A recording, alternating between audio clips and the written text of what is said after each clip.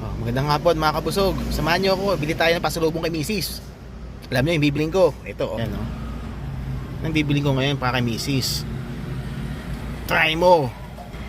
Isa yan, sa pinaka-famous sa shawarma dito sa Fairview. Okay? Tara, bili tayo, okay?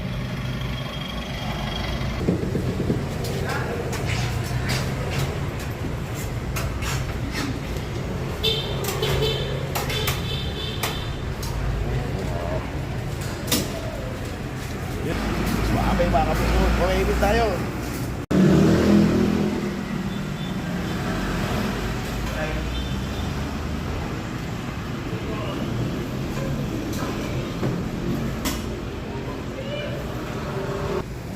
Yun, oh.